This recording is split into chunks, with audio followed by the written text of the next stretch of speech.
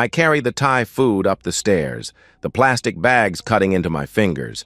Pad Thai for her, green curry for me. Tuesday's ritual. Marla loves when I surprise her with lunch on my half days at the clinic. The house feels different when I step inside. Quieter. Her laptop sits open on the kitchen island, screen still glowing. She must be upstairs, probably taking one of her endless work calls. "Marla?" I call out. No answer. The shower's running. I set the food on the counter and glance at her screen, just checking if she's free to eat. That's all. The email client blinks with new messages, and I see his name before I can look away. Evan Martinez. I know the name. Vice President of Sales at her company. Married, 2 kids. I've met him at office parties. Firm handshake, eye contact, the kind of guy who calls everyone buddy. The subject line reads, "Can't wait for tonight." My hand hovers over the trackpad. I shouldn't. But the cursor moves anyway, and I click. David's working late at the clinic. We have until midnight. Same hotel as last week? The words don't register at first. I read them again, then scroll up to see her response from yesterday. Room 412. I already used the points from our joint account.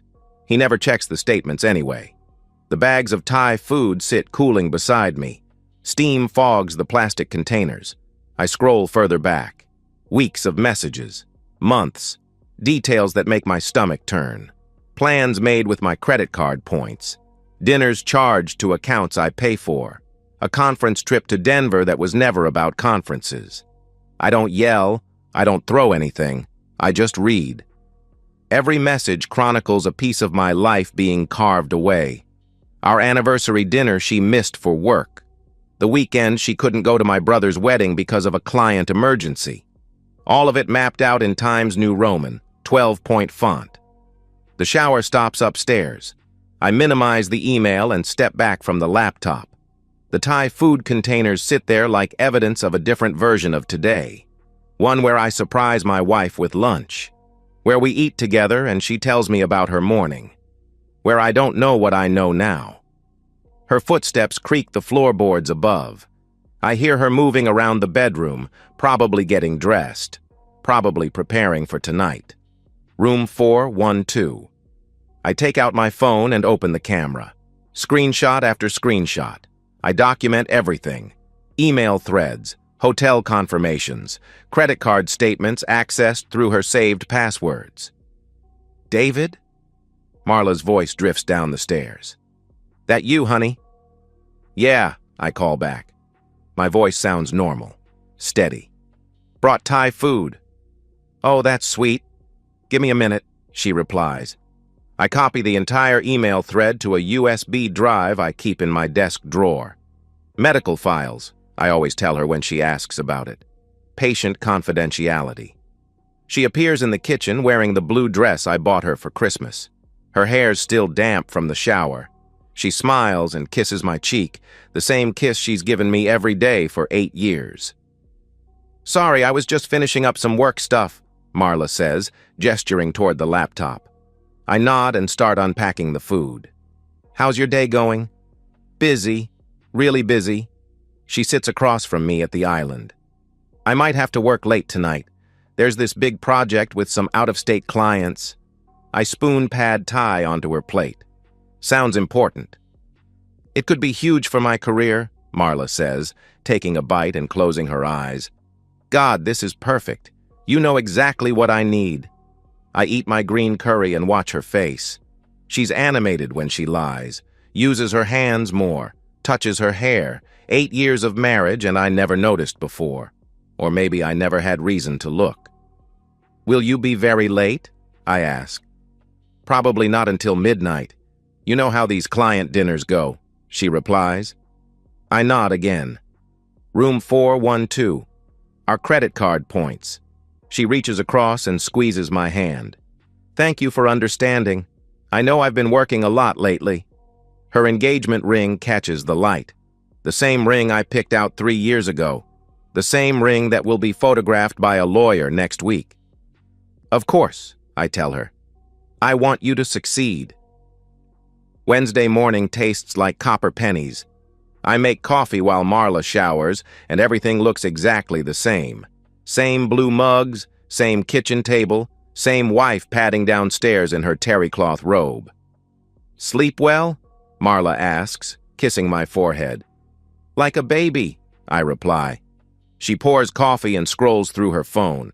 I watch her thumb move across the screen. Wonder if she's texting him. Wonder how long this has been my morning routine without me knowing it. "Big day today?" I ask. "Just the usual meetings," she says. "Oh, and I might have another late night Thursday. This project's really picking up steam." "Thursday's good for me. I have that medical conference call anyway," I tell her. The lie comes easily.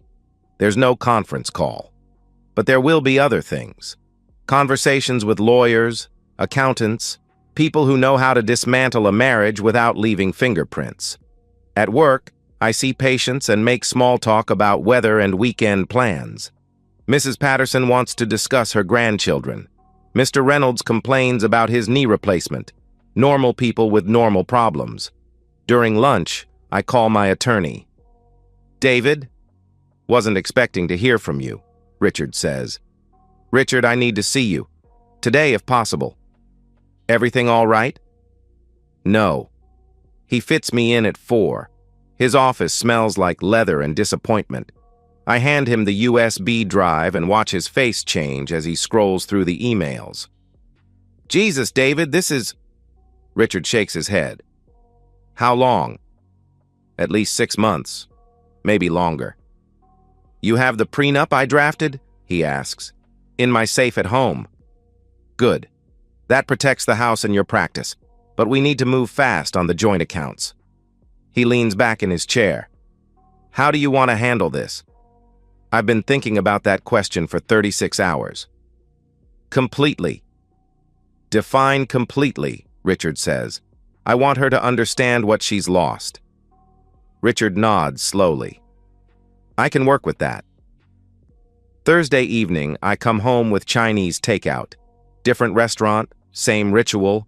Marla's at the kitchen table, laptop closed, phone face down. "You're home early," she says. "Conference call got canceled," I reply, setting the bags on the counter. "Thought we could eat together." She smiles, but it doesn't reach her eyes. "That's nice. I was just finishing up some emails." "For tonight's client dinner?" I ask. "Exactly." The lie flows like water. "Should be done by 10 this time." I serve lo mein onto her plate. She talks about her day, about difficult clients and demanding deadlines. Creates an entire fictional universe where her work matters more than our marriage, where late nights mean career advancement instead of hotel rooms. "You know what?" Marla says, reaching across to touch my hand. "I'm really grateful for how supportive you've been. Some husbands would be jealous of all the time I spend at work." "I trust you," I tell her. The words hang in the air like smoke. She squeezes my hand tighter. "I love you, David," she says. "I love you too." And I do. That's the part that makes this hurt. I love the woman who existed before I read those emails. I love the wife who used to tell me about her day without editing out the important parts. I love the person I thought I married, but that person never existed. There's only this woman, sitting across from me, planning to spend our credit card points on another night with someone else's husband. She leaves at 7:30, wearing the black dress I complimented last month. Tells me she looks forward to coming home to me. Kisses me goodbye like she means it. I wait until her car disappears around the corner. Then I call Richard. "It's time," I say. Friday morning, I transfer our joint savings into my personal trust. Legally bulletproof, according to Richard. Established before our marriage for medical malpractice protection. Marla signed the papers 3 years ago without reading them. The bank manager, Janet, handles everything with professional discretion. She's processed enough divorce paperwork to recognize the signs. "Will Mrs. Grayson need access to these funds?" Janet asks.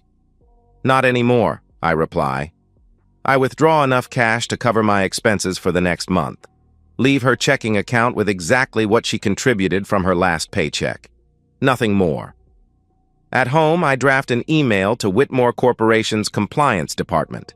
No names in the subject line. Just ethics violation, misuse of corporate resources. The email is clinical, factual.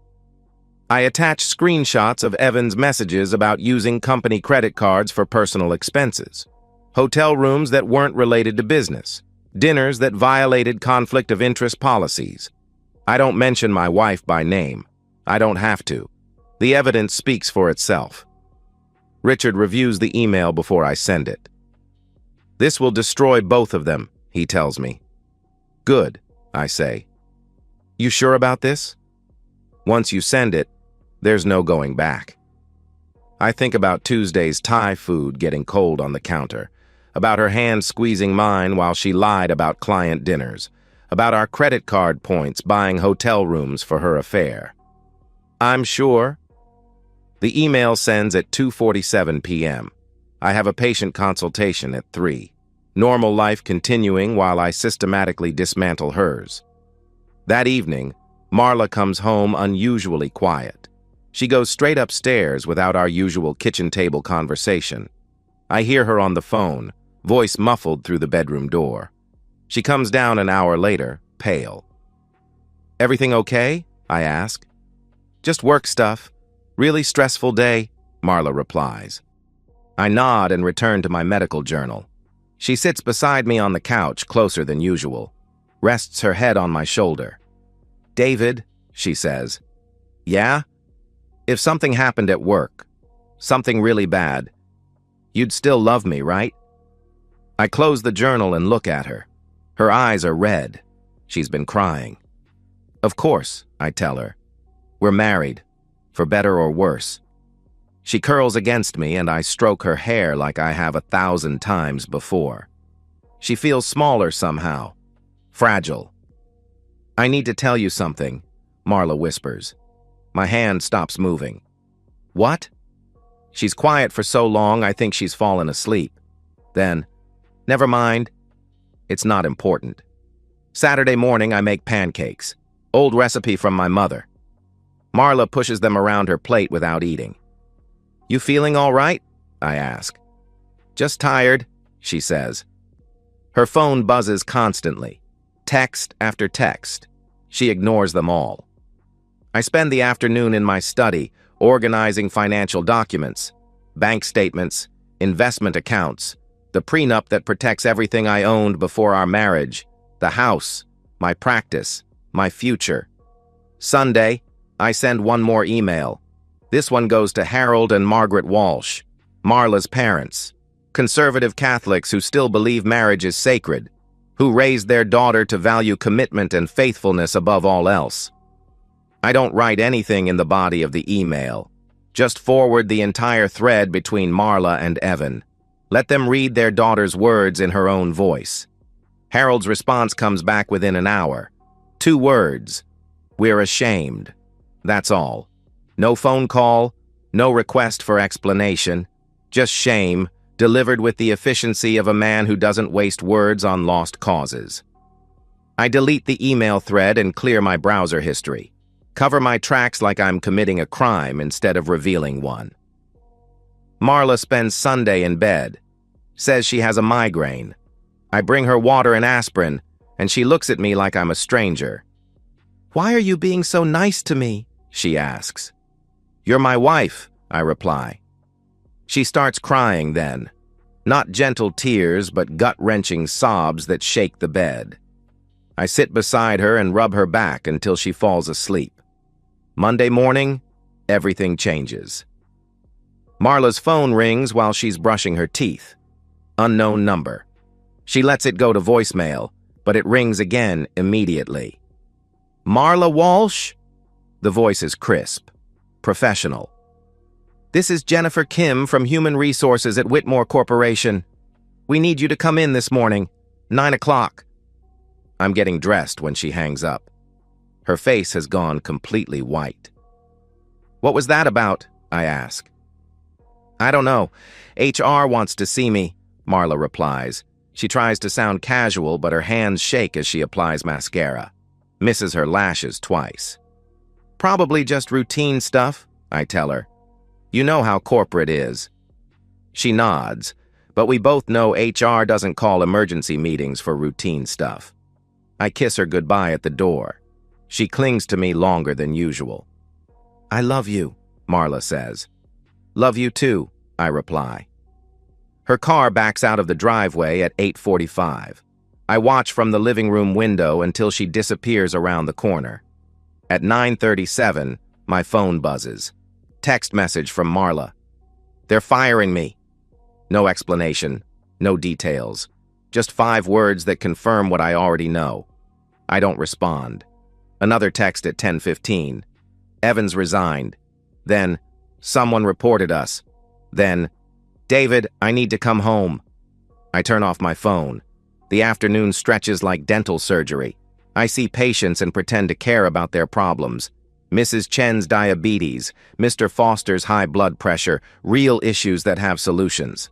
At 5 o'clock, I drive home through suburban streets that look exactly the same as they did this morning. Same mailboxes, same lawns, same life, except now my wife knows what I know. Her car sits in the driveway, engine cold. She's been home for hours.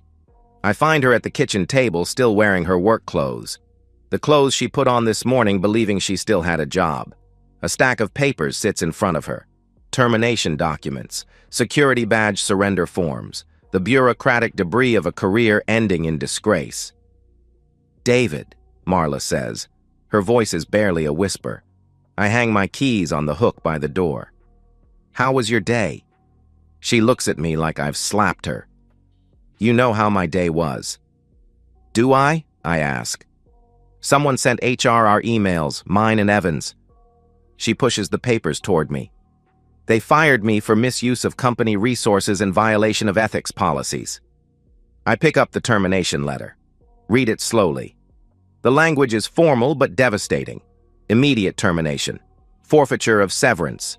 Professional references declined. That's terrible, I say. Any idea who might have reported you? Her eyes narrow. You tell me. I set the papers back on the table. Meet her gaze directly. I have no idea what you're talking about. Someone had access to our private emails, David. Someone who wanted to destroy us, she says. Us? I ask. Me and Evan. Ah. I nod.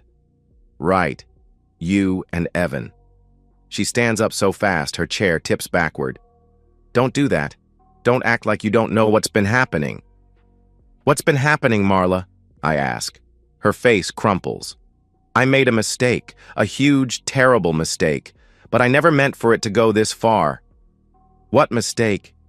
You know, she says. Say it. She wraps her arms around herself. I was having an affair.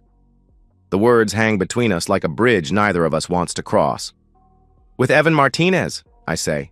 Yes. For how long? 6 months, Marla replies. Using our credit card points for hotel rooms? She flinches. Yes. Lying to me about client dinners and conferences? Yes. Planning to see him tonight after lying about working late? Yes. The word comes out like a sob. I nod and walk to the refrigerator. Open it. Look inside. Nothing I want to eat. I'm going to file for divorce, I tell her. She makes a sound like air leaving a punctured tire. David, please. We can work through this. I'll do anything. No, I say. I love you. I chose you. I married you, Marla pleads. I close the refrigerator and turn to face her. You chose him every night for 6 months. You chose him when you used our money to pay for hotel rooms. You chose him when you lied to my face about client dinners. I was confused. It didn't mean anything, she says. It meant everything. Her phone buzzes on the table. Text message. She glances at it, then at me. It's my dad, Marla says. He says Mom won't talk to me. That's unfortunate, I reply. David, someone sent them the emails too. My parents know everything. I shrug. Truth has a way of getting out. She stares at me for a long moment. You did this. You sent everything to HR, to my parents. Did I? I ask. Stop playing games. You destroyed my life, she says. I didn't destroy anything. I just stopped pretending it wasn't already destroyed. She lunges toward me, but I step back. She stumbles and catches herself against the kitchen island. You self-righteous bastard, Marla hisses. You think you're so perfect, so morally superior. I think I'm married to someone who used our anniversary dinner to plan hotel visits with another man, I reply. That stops her cold. She remembers that night. I can see it in her eyes. The restaurant, the wine, her phone buzzing with messages she thought I couldn't see. I'm staying at Richard's tonight, I tell her, moving my stuff out tomorrow. This is your house, she says. I know. The realization hits her like a physical blow. The prenup, the trust fund, the protection I built before we ever met. You can't just throw me out, Marla protests. I'm not throwing you out. I'm leaving. You can stay as long as you like. I don't have anywhere else to go. That's not my problem anymore, I say. I walk upstairs and pack a bag. Essentials only. I'll get the rest later when she's not here to make it complicated. She follows me around the house, pleading, bargaining, threatening. The same progression I've seen from terminal patients when they first get their diagnosis. At the front door, I turn back. The joint accounts are closed, I tell her. Your checking account has what you contributed from your last paycheck, about $800. Her mouth falls open. You can't do that. It's done. I'll get a lawyer, Marla threatens. Good luck paying for one, I reply.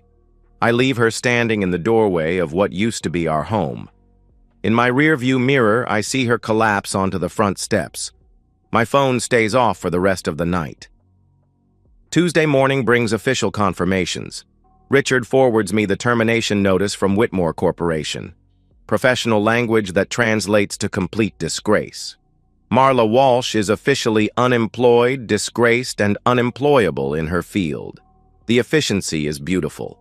One email to HR, and her entire career evaporates. Wednesday, Evan Martinez's resignation letter makes the rounds through industry contacts. Pursuing other opportunities, it claims. But everyone knows what that means when it comes this fast after termination rumors. I spend the morning at Richard's office, signing divorce papers. The prenup makes everything clean, simple. What's mine stays mine. What's hers becomes irrelevant. She'll contest it, Richard warns. Let her try, I say. Without income, she can't afford representation. I know. Thursday afternoon, Richard calls with an update. Whitmore's legal department contacted me. They're not pursuing criminal charges, but they want full restitution for misused funds, about $12,000. Does she have it? I ask. Not anymore, he replies. The number shouldn't satisfy me, but it does. $12,000 in hotel rooms and dinners. Our marriage purchased one night at a time with my money. Friday brings the final piece. I'm reviewing patient files when my assistant Janet knocks on my office door. Dr. Grayson? There's a woman here to see you. Says she's your wife, Janet announces. I look up from the charts. Former wife, and no, I don't have time to see her. She seems upset. She can make an appointment like everyone else, I tell her. Janet nods and closes the door. 10 minutes later, she's back. She left this. She hands me an envelope with my name written in Marla's careful script. I wait until Janet leaves before opening it. Single sheet of paper. Her handwriting shaky but legible. David, I know what you did. I know you planned this. Destroyed my job, my family, my life. For what? Revenge? Justice? Some twisted sense of satisfaction? You want to know the truth? I was going to end it with Evan. That night you brought Thai food home, I was upstairs deciding how to tell him it was over. I chose you. I was choosing you. But you'd already decided to destroy me. I hope you're happy. I hope this gives you whatever you were looking for. Because you didn't just end our marriage, David. You ended me. I loved you. Despite everything, I loved you until the very end. Marla. I read the letter twice, then folded it neatly and put it in my desk drawer with the divorce papers. She was going to end it. Maybe. Probably not. But even if she was, it doesn't matter. The damage was already done. 6 months of lies don't get erased by one moment of clarity. The weekend passes quietly. I move my remaining belongings out of the house while she's gone. Leave my key on the kitchen counter. The same counter where I discovered her affair 2 weeks ago. Monday morning, I drive past our old neighborhood on the way to work. The house looks empty. No car in the driveway. Windows dark. I wonder where she went. Then I stop wondering. Tuesday, Richard calls with the final decree. The divorce is official. 8 years of marriage dissolved in less than 2 weeks. The efficiency of legal destruction. She never showed up to contest it, Richard tells me. Where is she? I ask. Does it matter? It doesn't. But I'm curious about the aftermath. About what happens to someone when their entire life implodes in the span of a week. Wednesday provides the answer. I'm driving past the Office Max Plaza when I see her through the window of Pro Staff Temporary Services, sitting in a plastic chair, clutching a cheap purse against her chest like armor. Her hair is different, shorter, darker. The expensive highlights grown out and chopped off by someone who learned cutting hair from YouTube videos. I park and walk inside. Tell the receptionist I need copies made. Point toward the machine in the corner where I can see her clearly. She's filling out paperwork on a clipboard. Employment application, references, skills assessment. The same forms desperate people fill out when they need any job that pays anything. Her clothes are from Target, maybe Walmart. The black dress she wore to hotel rooms replaced by polyester that pulls across her shoulders, shoes with scuffed heels, a wedding ring that's been moved to her right hand. She looks up when I walk past. Our eyes meet for exactly 3 seconds. In those 3 seconds, I see everything. The recognition, the shame, the knowledge that I orchestrated every piece of her current situation, the realization that the man she married became someone she never knew existed. I see her life reduced to plastic chairs and job applications, her career destroyed, her family ashamed, her future condensed to minimum wage and studio apartments. I see the woman who lied to my face about client dinners while planning another night with someone else's husband. I see justice. She doesn't say anything, doesn't try to approach me, just looks away and returns to her paperwork, pretends I'm not there. I make my copies and leave. In the parking lot, I sit in my car for a moment and watch her through the window. She's talking to a counselor now, probably explaining why she left her last job, probably lying about the circumstances. My phone buzzes. Text message from Richard. Marla's attorney called. She wants to negotiate a settlement for spousal support. I delete the message without responding. The woman in the temp agency isn't my problem anymore. She's not my wife. She's not my responsibility. She's just someone who used to share my name and sleep in my bed and lie to my face every single day for 6 months. I start the engine and drive away. Don't look back. That evening, I eat dinner alone in my new apartment. Takeout from the Thai place. Same pad Thai I brought home 3 weeks ago when I still believed in my marriage. It tastes different now. Better somehow. I think about Marla sitting in that plastic chair. About the moment our eyes met. About the look on her face when she realized I'd won. Because that's what this was. A game. She started it the first time she lied about working late. The first time she used our credit card points for someone else. The first time she chose him over me. She just didn't realize we were playing until the game was over. I finished my dinner and washed the dishes. Normal Tuesday night routine. Same as always, except now I don't have to pretend I don't know where my wife really is. Outside my window, the city continues its indifferent existence. People falling in love and getting married and cheating on each other and destroying everything they once claimed to value. But that's not my story anymore. My story ends with 3 seconds of eye contact in a temp agency. with the woman who destroyed our marriage reduced to begging for minimum wage work, with justice served cold and precise and completely satisfying. I turn off the lights and go to bed. Sleep comes easily now. The dreams, when they come, are peaceful. And that's the end of today's story. If you enjoyed it, please give this video a thumbs up and drop a comment below. Your support helps the algorithm push my content further. If you're new to the channel, don't forget to hit that subscribe button. It really helps me keep creating more stories for you. Thanks for watching, and I'll see you in the next one.